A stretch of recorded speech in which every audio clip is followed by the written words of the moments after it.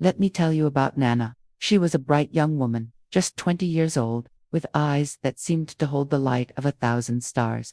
Nana lived in a quiet village nestled between rolling hills and tall whispering trees. It was the kind of place where people knew each other by name, where children played barefoot on dusty paths, and the smell of fresh cornmeal always lingered in the air. It wasn't much, but it was home. Now, Nana was special. Everyone in the village thought so. She had a way of making people feel seen, like they mattered. If old Mama Ja had a sore back from carrying too much firewood, Nana was the first to help her. If little Kofi fell and scraped his knee, Nana would sit him down, clean his wound, and tell him stories until he forgot all about the pain. "Ah, Nana," the villagers would say, "you're like a daughter to all of us." And Nana would smile, shyly brushing her hands on her simple cloth dress. But there was something else about Nana's, something she never shared with anyone. Beneath her kindness and her humble smile, there was a fire. Nana dreamed of more. Not just more food on her plate or a bigger hut. No, she dreamed of a life filled with shining things, of wearing clothes as fine as the silk the traders brought from faraway lands. She dreamed of leaving the village behind, of traveling to places where people didn't worry about rain for their crops, or whether they had enough to eat. It wasn't that she didn't love her home. She did, but sometimes, late at night, when the village was quiet, Nana would sit outside her little hut and look up at the stars. She would think about how vast the world must be beyond those hills, and wonder why she had to stay stuck in one small corner of it. "There has to be more," she would whisper to herself. Still, life in the village was simple and predictable. The rooster crowed every morning, the women fetched water from the river, and the men tilled the fields. The seasons came and went, bringing rain or drought, and everyone did their best to make do. The people of the village were happy with their lot, but Nana's heart always felt like it was reaching for something just out of her grasp. One day, as she carried a basket of yams to the market, her friend Aqua teased her. "Nana, why do you always have that faraway look in your eyes? Are you dreaming of a handsome suitor coming to whisk you away?" Nana laughed, but there was a flicker of truth in her answer. "Maybe I am Aqua. Or maybe I'm dreaming of a life where I don't have to carry yams to the market every day." Okwa shook her head. "You and your big dreams. Be careful, Nana. The world outside this village isn't as kind as you think." But Nana didn't listen. She couldn't. The fire inside her was too strong, and her dreams were too loud. Little did she know, her wish for more would soon come true, but not in the way she had imagined. Now, let me tell you about the day everything began to change.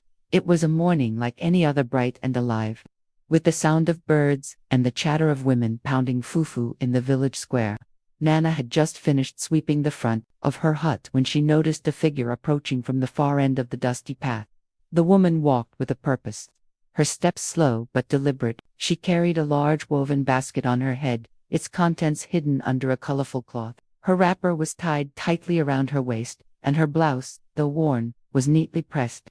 But what struck Nana wasn't her appearance. It was the way she moved, like someone who carried secrets, someone who had lived more than most. "That's Mama Abi," one of the elders whispered as the woman drew closer. "She's a midwife, but they say she knows things." "Things?" Nana asked. Her curiosity immediately piqued. The elder nodded solemnly. "Old remedies, charms, ways to help those in need or those who ask for something more." Nana's heart raced a little. Something about Mama Abi felt different, almost magnetic.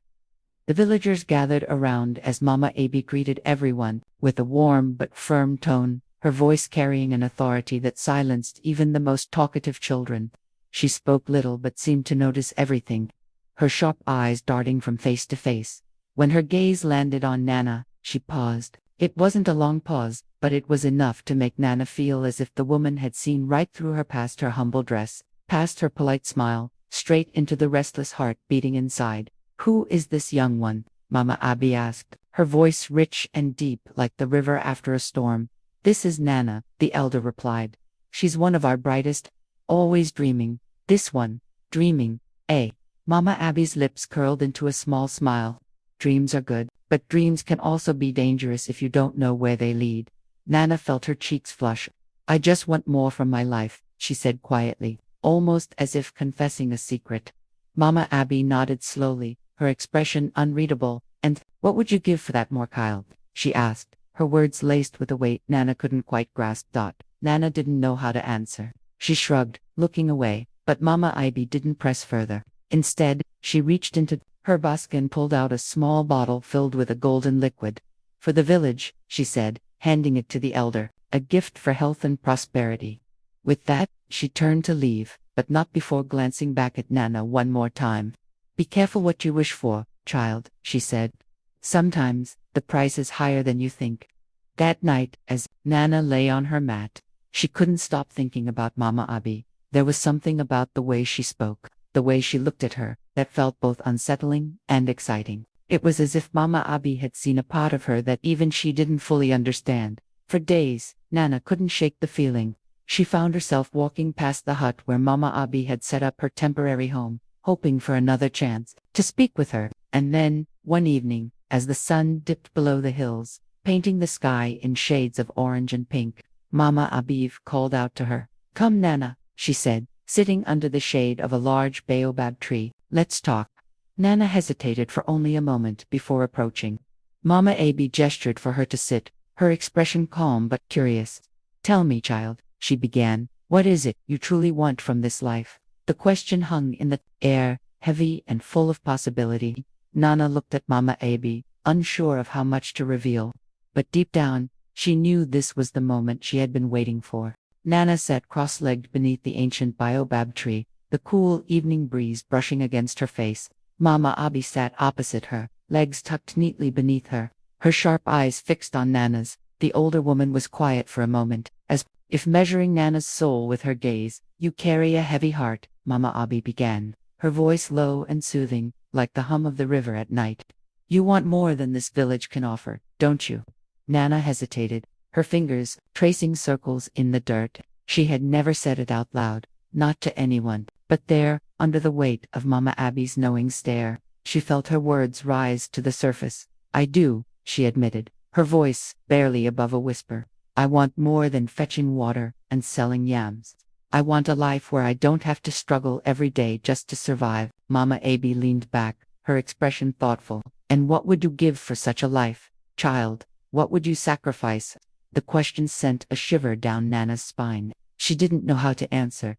I don't know, she stammered. I just know I can't live like this forever. Mama Abi nodded slowly, as if she had heard those words 100 times before.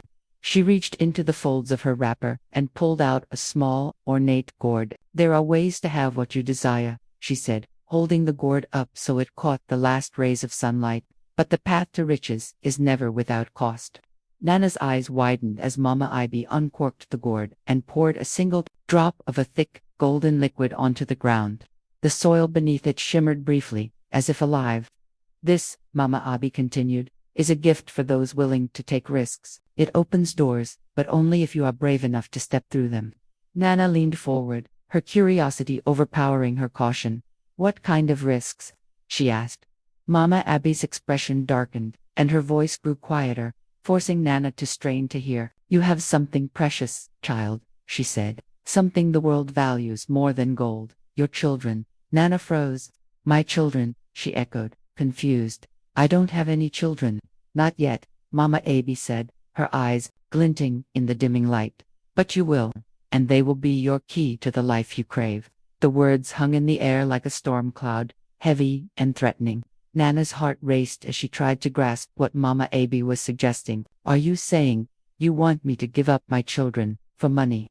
Mama Abi tilted her head, her gaze unflinching. Not give up, child, share. There are people beyond these hills who will pay dearly for the gift of life. They have wealth, but no heirs. You would be giving them joy while gaining the life you've always dreamed of. Nana recoiled, her stomach twisting. The idea was unthinkable and natural. I could never do that, she said firmly, shaking her head. Mama Abi didn't seem surprised. She simply smiled, a slow, knowing smile. You say that now, she said. But the hunger for more can make a person do things they never imagined. Think about it, Nana. You could leave this village behind. Live in a fine house, wear silk dresses, eat the best food. You could be free. For a moment, Nana allowed herself to picture it. A life without struggle, without worry. A life where she didn't have to scrape and save and sacrifice. But then, the image of her child flashed in her mind. and the thought of letting go was like a knife to her heart. I don't know, she whispered, her voice trembling. Mama, Abby leaned closer, her tone gentle but firm. The choice is yours, child. I am only a guide. But remember this, opportunities like this don't come often. If you choose to walk away, you may never see this chance again. With that, she stood, brushing off her wrapper. Think on it, Nana, she said. I will be here when you are ready to decide. Nana watched as Mama Abby disappeared into the twilight, her mind a whirlwind of confusion and fear. She stayed under the baobab tree long after the sun had set, staring at the stars and wondering if she could ever make such a choice. The days following that conversation with Mama Abby felt like a blur to Nana. She tried to push the thoughts of the proposal from her mind, tried to focus on the small, daily tasks of village life, fetching water from the river, helping with the harvest, and mending clothes. But every time she closed her eyes, the words Mama Abby had spoken echoed in her ears. Your children. Your key to the life you crave. It wasn't just the words that haunted her, it was the silence that followed them, the absence of any response from the world around her, the feeling that no one, not even her own heart, was there to tell her whether what Mama Abby had suggested was wrong or not. It was as if the universe had thrown open a door she hadn't noticed before, and now, it was impossible to ignore the pull of the unknown on the other side. And then came the day. Nana had been awake for hours before the sun had even risen, the weight of her decision pressing down on her chest like a stone. She had spent the night tossing and turning, her thoughts tangled with fear, guilt, and the burning desire for something better. She had told herself that it was just a thought, just a fleeting moment of weakness, but deep down, she knew it was something more. When she stepped out of her hut, the world seemed unusually quiet. The usual hum of the village children laughing, women chattering, the distant calls of the farmers was missing. It was as though the earth itself was holding its breath. Nana stood at the doorway for a moment, her heart racing. She knew what she had to do. Her first child, little Afi, was barely a few months old. She had been the light of Nana's life, the one thing that had kept her grounded in the simplicity of village life. But the child was also the reason Nana felt trapped. The weight of Afi's dependence on her, the constant cries, the sleepless nights, it had all started to feel like an anchor, holding Nana back from the life she had dreamed of. She wrapped Afi tightly in a cloth, cradling the baby to her chest as she walked toward Mama Abby's hut. Her steps were slow, deliberate, each one heavier than the last. The sun had just begun to peek over the horizon, casting a golden glow across the village. Nana walked through the familiar paths, past the market square where the smell of freshly baked bread usually filled the air, and finally reached the small, humble dwelling where Mama Abby awaited. Mama Abby was sitting outside, as usual, her face unreadable. She didn't greet Nana with a smile this time, only a knowing look that sent a chill down Nana's spine. You've come, Mama Abby said simply, rising from her seat. I knew you would. Nana didn't answer. She just stood there, holding Afi tightly in her arms, the baby sleeping soundly, despite the tension in the air. Mama Abby's eyes flickered to the child, and Nana felt her heart twist painfully in her chest. Are you sure? Mama Abby asked, her voice soft but firm. Once you do this, there is no turning back. You will have your wealth, yes, but at what cost? Nana swallowed hard. I don't want to live like this anymore, she said, her voice trembling. I can't keep struggling, Mama Abby. I can't keep going from day to day, wondering if I'll have enough to feed her, to clothe her, to give her the future she deserves. Mama Abby nodded slowly, her face a mask of understanding. You're not the first to feel this way, child. Many before you have walked this path. But you must understand, wealth is a powerful thing. It will give you everything you desire, but it will take something from you, something you can never get back. Nana nodded, but the decision had already been made. She gently placed Afi into Mama Abby's arms, the baby's small body feeling so fragile in the older woman's embrace. For a moment, Nana hesitated, her heart breaking at the thought of letting go. But then, as Mama Abby turned away, she felt a strange sense of relief. There is a man, Mama Abby said as she took the child into her hut, her voice barely above a whisper. He will pay well. He has been waiting for a child like hers. Nana felt a lump form in her throat, but she didn't speak. She stood there, frozen, as Mama Abby disappeared into the shadows of the hut. The minutes stretched into hours, and when Mama Abby finally returned, her face was calm, her eyes unreadable. she handed Nana a small, embroidered pouch filled with coins, gold, and silver, all shining brightly in the early morning light. You did well, Mama Abby said, her voice softer now. You will have everything you wanted. A house, riches, luxury. Nana stared at the pouch, her fingers trembling as she held it. The weight of it, the gold and silver, felt both heavy and light at the same time. For a brief, fleeting moment, she wondered if she had made a mistake. But the thought was gone almost as soon as it had come. With a nod, Nana turned and left, walking back to her hut, her steps quick, almost urgent. The pouch of riches in her hand seemed to burn her skin. She couldn't stop looking at it, couldn't stop feeling the weight of it pressing down on her chest. When she reached her hut, she looked around, at the worn walls, the thatched roof, the empty space where AFI's crib had once been. The emptiness hit her like a punch to the gut. She had done it. She had sold her child for wealth. But as she stood there, holding the pouch, something inside her began to change. She could feel it, deep in her bones. This was only the beginning. The days after the sale passed in a haze, as if Nana were moving through a dream filled with bright colors, new possessions, and an overwhelming sense of achievement. She had done it. She had taken the first step toward the life she had always wanted. Every morning, she woke up to the feel of soft linens against her skin, to the scent of freshly baked bread in the air, and to the sound of servants moving about. Her new home, her house, once a humble hut with a thatched roof, was now a sprawling compound made of smooth stone walls and intricate carvings. The floors were cool, polished marble, and there were rooms for everything. A place for her clothes, a place for the rich foods she had never dreamed of tasting, a place for visitors who would marvel at her wealth. But despite the opulence surrounding her, Nana couldn't shake the emptiness that gnawed at her insides. It wasn't the gold, the fine silks, or the grand feasts that troubled her. No, it was the memory of Afi. Every time she looked at the gold coins in her purse, or the jewels glinting in the sunlight, her heart clenched. The image of her baby's small, innocent face, the face she had given away for the promise of a better life, haunted her. At night, when the house was silent and the servants had retired to their quarters, Nana would lie awake, staring at the ceiling. She could hear the wind rustling the trees outside, but all she could feel was the hollow space where her daughter's laughter used to be. One evening, after a particularly lavish feast in her honor, Mama Abby came to visit. Nana hadn't seen her in days, and there was something about the woman's presence that always made Nana uneasy. She had come to deliver her final gift, the one Mama Abby had promised would complete Nana's transformation. The moment Nana saw her, a cold chill settled in her bones.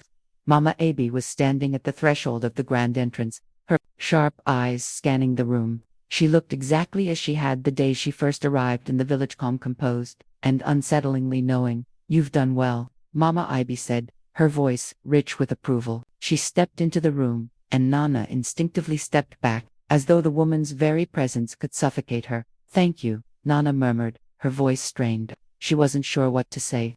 She didn't feel proud of what she had done, not anymore. The house, the wealth, it felt like a gilded cage. Mama Abby walked slowly toward her, her gaze not leaving Nana's face. "You look well," she said. "Your house is beautiful, but I see it in your eyes, Nana. You're not as happy as you thought you would be." Nana opened her mouth to deny it, but no words came out. She couldn't lie to Mama Abby, not anymore. "You have what you wanted, haven't you?" Mama Abby continued, her voice almost a whisper. "The riches, the luxury, the life of ease. You've stepped into the world you dreamed of. But here's the truth, child," she said, pausing to lock eyes with Nana. "There's no peace in wealth, no true happiness." Nana felt a lump form in her throat. "I thought I'd be free," she whispered, her eyes brimming with tears. "I thought I could give Afi a better life, one where she didn't have to struggle. But now, I feel like I've lost everything. I've traded her for gold, Mama Abby, gold." Mama Abby sighed deeply, her face softening just a fraction. She walked over to the large window, gazing out at the lush gardens that stretched beyond the walls of Nana's house. The night was clear, and the moonlight bathed the earth in silver. For a long moment, there was only silence between them, as if the weight of Nana's words hung in the air, too heavy to be dismissed. "You've only seen one side of the coin, Nana," Mama Abby said at last, her voice gentle but unyielding. "You wanted freedom, but freedom isn't what you think it is. It's not about wealth or luxury, it's about knowing who you are. what you're willing to give up, and what you're willing to live with. You've taken the first step toward a life of comfort, yes, but there will be a price, child, and it's a price you will have to pay every single day for the rest of your life. Nana's heart sank. The gold, the fine silk dresses, the servants, it all seemed so meaningless now. She could feel the weight of her decision pressing down on her, smothering her joy. The emptiness she had tried so hard to escape from had only grown. I made a mistake, Nana said softly, the words tasting like ash in her mouth. I thought this would make me happy, but it hasn't. I feel, lost.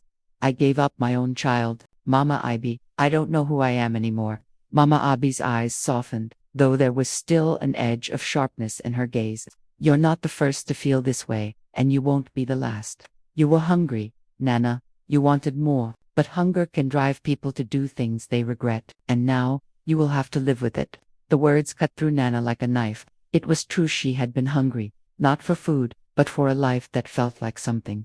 She had been willing to pay any price for it, and now, that price had caught up with her. I don't know how to fix this, Nana whispered, her hands trembling, as she looked at the gold in her purse. I don't know how to undo what I've done. Mama Abi looked at her, her face unreadable.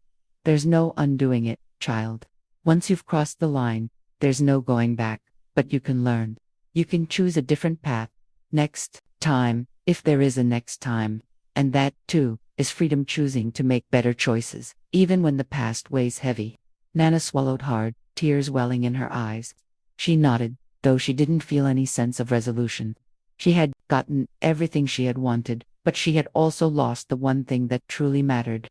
And now, there was no turning back. The days bled into each other, an endless parade of feasts, visitors, and riches. But with each passing day, Nana's heart grew heavier. The grand halls of her new home, with their golden chandeliers and marble floors, seemed to echo with emptiness. The lavish meals, the silk dresses, the servants who smiled at her with fake warmth, it was all too much, and yet it was never enough. Nana would lie in her grand bed, the soft sheets tangled around her, staring at the high ceilings, counting the cracks in the plaster, as though somehow that would bring her peace.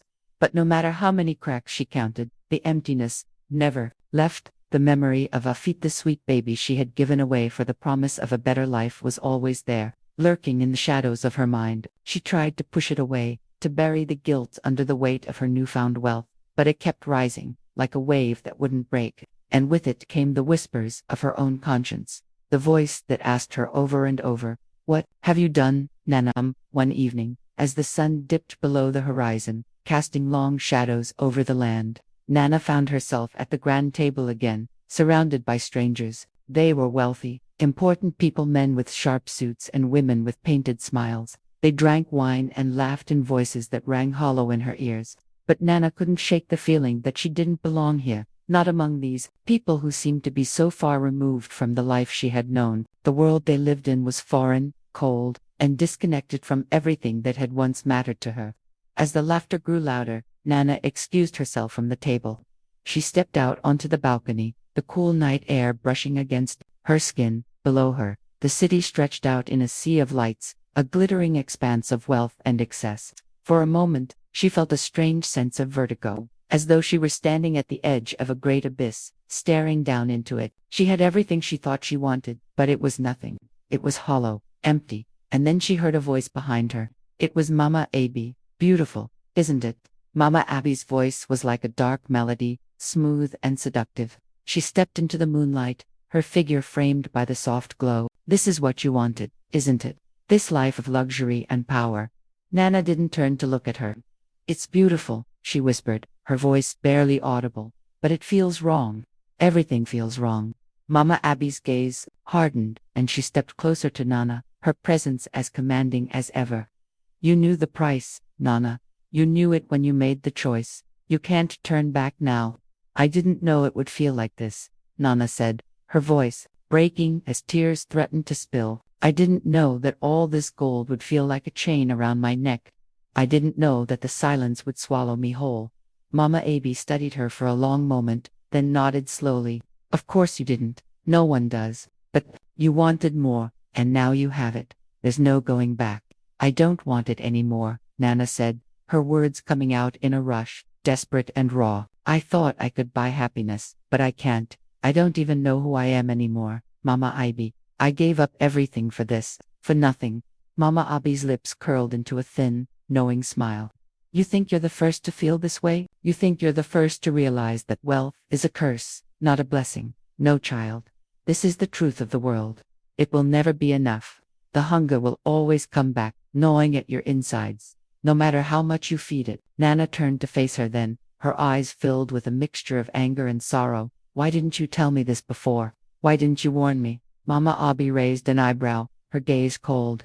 I warned you, child, but you didn't listen. You wanted it too badly. You were too hungry for more, for something better, and now, you must live with the consequences. The words hit Nana like a slap. She could feel the weight of them sinking into her chest, crushing her. She had wanted so desperately to escape her life, to be free of the struggles that had defined her, but now, she saw that the freedom she had craved had come at a terrible cost. She had lost herself in the pursuit of wealth, and now there was nothing left but a hollow shell of a life. I can't undo it, Nana whispered, more to herself than to Mama Abby. I can't take it back. No, Mama Abby said, her voice softer now, almost compassionate. You can't undo it, but you can learn to live with it. You can learn to control the hunger, the need for more. You can learn to feed it without letting it consume you. Nana shook her head, her thoughts spiraling. But what about AF? What about my daughter? What do I tell her when she asks me where I went wrong? What do I tell her when she asks me why I gave her away? Mama Abby was silent for a long time, her face unreadable. Finally, she spoke. You tell her the truth, Nana.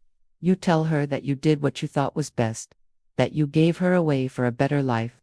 And if she asks you why, you tell her that hunger can make a person do things they regret. But don't lie to her. Tell her that you were once just like everyone else, and that you wanted more. The words were a dagger in Nana's heart, but they were also the truth. She had been hungry, hungry for a life that was not her own, hungry for freedom and luxury, hungry for everything that seemed just out of reach, and now, she was paying the price. As Nana stood there on the balcony, staring out at the glittering city below, she realized that Mama Abby was right. There was no going back. The path she had chosen had led her to this point, and now she would have to walk it, no matter how dark it became. But deep inside, something had shifted. Nana knew that the hunger would always be with her. It was a part of her now, woven into the fabric of her life, and no matter how much gold she had, no matter how many fine dresses she wore, she would never be free of it. And as she stood there in the silence, Nana made a decision. She would survive, she would endure, but she would never again mistake gold for happiness. The moon was high that night, casting long silver shadows over Nana's new life. The house, once filled with laughter and celebration, now felt like a tomb, silent, still, and suffocating. Nana wandered through the halls, the grandeur of it all seeming to mock her. The golden chandeliers, the crystal goblets, the silken curtains, they were beautiful, yes, but they felt empty. She had been told that wealth could bring her freedom, but now she saw the truth. It was a trap, a golden cage that had ensnared her, leaving her unable to breathe. There was no peace in these walls, no joy in the endless luxury that surrounded her. She had traded her soul for gold, and now she was paying the price. Nana had tried to fill the emptiness inside her with material things, but it hadn't worked. The diamonds, the fine clothes, the precious perfumes, all of it had become like dust in her hands. Her heart ached for something real, something pure, but the only thing she had left was the memory of Afi, her daughter, the child she had given away in her desperate search for a better life. That night, as she sat alone in her vast empty dining hall, Nana felt the weight of her choices pressed down on her chest like a stone. She had sold her heart for riches, and now, there was nothing left to fill the hollow space inside her. It was then that Mama Abby came to visit, just as she always did, with her knowing smile and calm demeanor. Nana had grown to dread her visits, but at the same time, there was something about Mama Abby's presence that seemed to pull her in, like a moth to a flame. Something's troubling you, Nana, Mama Abby said, her voice soft but sharp, like the edge of a blade. She stood at the door, her silhouette dark against the light from the hallway. I can see it in your eyes. Nana looked up, her gaze heavy, the weight of the world pressing down on her. She had tried to hide her pain, to mask the deep ache in her soul, but it was becoming harder and harder to pretend. I don't know who I am anymore. Mama Abi, Nana whispered, her voice trembling. I thought I was doing the right thing. I thought this life would make me happy, but it hasn't. It hasn't brought me peace. It's taken everything from me. Mama Abby's eyes softened for a moment, but her lips remained thin, as though she were carefully considering her next words. You're not the first to feel this way, Nana. You're not the first to trade something precious for something you thought would bring you happiness. Nana stood up and walked to the window, staring out at the garden below. The night air was cool on her skin, but inside, she was burning with regret. I gave up Affy, Nana said, her voice breaking. I gave up my child for this, for gold, for a life of luxury, and now she's gone, and I don't even know if I'll ever see her again. Mama Abby's face hardened, but there was a strange kind of satisfaction in her eyes. You made the choice, Nana. You made the choice because you thought it was the right one, and now you must live with it. Nana turned to face her, her chest tight with emotion. How can you say that? How can you be so cold? You told me this was the path to happiness. You told me this was the way out, the way to freedom. Mama Abby's lips curled into a faint smile. You were hungry, Nana. You were desperate for something more. And that hunger clouded your judgment.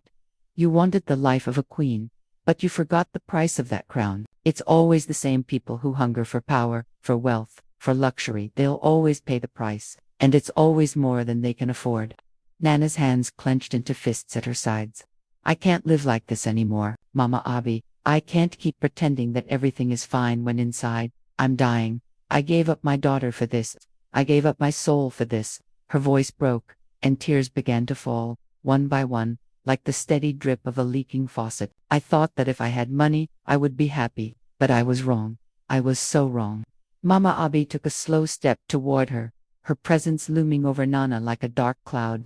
You can't undo what's been done, she said, her tone flat. The past is gone, and you can't change it. But you can still choose, Nana. You can still decide what comes next. You can either let this break you, or you can learn from it and become stronger. Nana wiped her eyes, trying to compose herself, but the weight of her guilt and regret was too much to bear. She could feel the darkness pressing in on her, threatening to swallow her whole. She had thought that wealth would bring her freedom, but all it had done was trap her in a world where she no longer knew who she was. Is there a way out? Nana asked, her voice barely more than a whisper. Is there any way to fix this? Mama Abby's eyes flashed, a flicker of something dark behind them. You want to fix it, Nana. You want to find peace. Then you need to let go of this hunger. Let go of the need for more, for power, for wealth, because that's what's killing you. The hunger will always be there, but it doesn't have to control you. Nana took a deep breath, trying to steady her shaking hands. She wasn't sure if she believed Mama Abby, but there was something in her words that made sense. The hunger, the need for more. It had driven her to make choices that had cost her everything. But could she really let it go? Could she truly walk away from all the gold, all the riches? You can't go back, Nana, Mama Abby said softly, as though reading her thoughts, but you can choose how to move forward. It's not about what you've lost. It's about what you still have, and what you choose to do with it. Nana stood there in the silence, the weight of Mama Abby's words settling over her like a shroud. For the first time in a long while, she felt a flicker of something, maybe hope, maybe resolve. She didn't know what the future held, but she knew one thing for sure. She couldn't keep living this way. The hunger, the emptiness, it had to end, and maybe, just maybe, she could find a way to rebuild herself. Piece by painful piece. As the night stretched on, Nana stood by the window, looking out at the city below, her heart heavy but determined. She had made mistakes, yes, she had given up so much for the promise of more. But she was still here, still breathing, and as long as she had breath in her lungs, she could still choose her path. The dawn came slowly, like a weary traveler who had walked too far in the night, and Nana woke in the heavy silence of her grand mansion. The walls, once gleaming with wealth and power, now felt oppressive, closing in around her. The opulence, that had once seemed like salvation, now felt like a reminder of everything she had lost. Her mind kept circling back to Affy, the child she had abandoned, the life she had traded for gold. She had tried to silence the guilt, tried to bury it under layers of silk and fine food, but it was there, sharp and unforgiving, always present, always watching. She could no longer ignore it. She couldn't keep pretending that the life she had built was enough. It was a house of cards, fragile and hollow. Nana knew she had to return. She had to go back to the village, to the place where it all began, to face the life she had left behind. The decision wasn't easy. The mansion, with its lavish comforts and endless luxuries, called to her, a reminder of the power she had gained. But she couldn't stay. There was no peace here.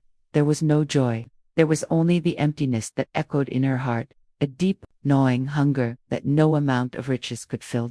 So, she gathered her things in silence, the heavy weight of her decision pressing on her chest. As she prepared to leave, a part of her felt relief. Finally, she would be free of the glittering, empty world she had surrounded herself with.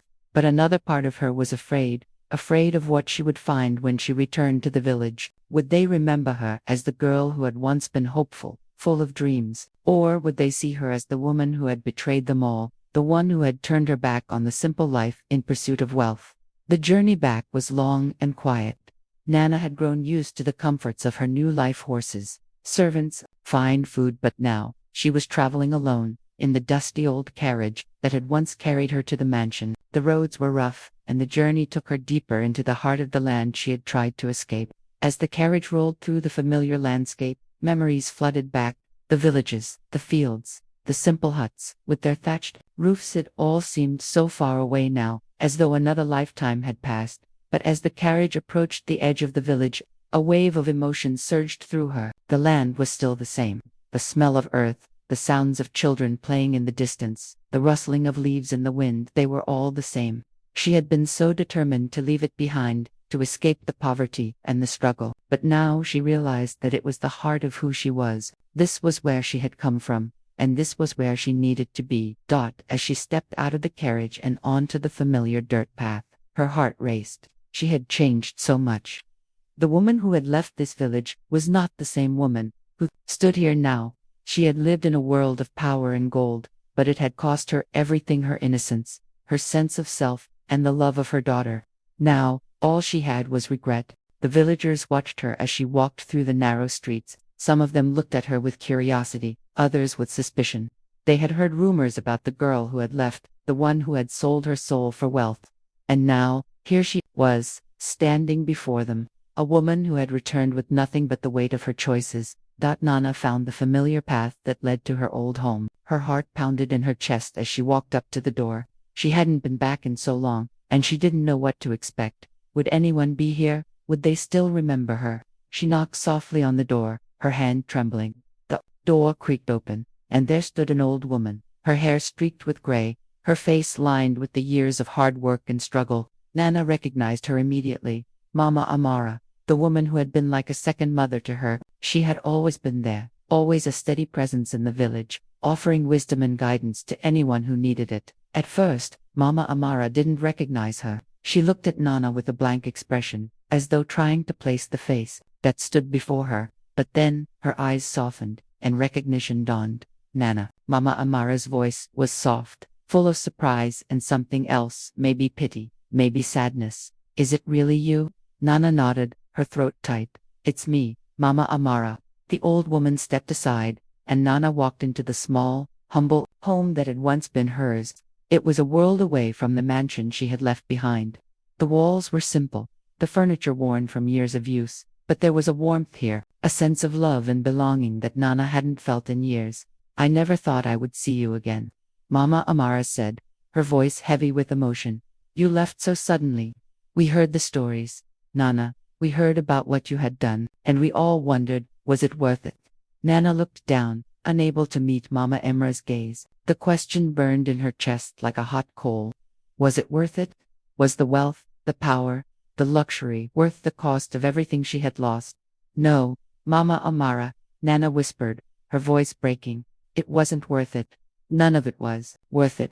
The old woman nodded, as if she had already known the answer. I'm sorry for you, child.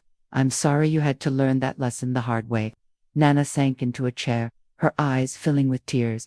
She had come back here, to the village, because she had nowhere else to go. She had thought she could escape her past, but now she knew the truth. Her past had followed her, and it was the only thing that remained. Mama Amara sat beside her, her hand gentle on Nana's shoulder. You've made mistakes, Nana, she said softly, but that doesn't mean you can't start over. You can still find a way back to who you were. You can still find a way to heal. Nana looked up, her heart aching with the weight of Mama Amara's words. She had come back to the village, not just to face her past, but to try to find redemption, to try to make things right. She didn't know how she would do it, but she knew one thing for certain: this was where her journey would end, and where her true healing would begin. The village had not changed, it was still full of life, full of heart. And as Nana sat there, surrounded by the simple love of Mama Amara's home, she realized that this was where she belonged. It wasn't the gold or the power that had made her who she was. It was the people, the love, and the life she had once known. And as the sun dipped below the horizon, casting its warm light over the village, Nana made a vow to herself. She would rebuild. She would face the consequences of her choices, but she would not let them define her. She had lost so much, but she had not lost everything. And in this place, with these people, she would find her way back.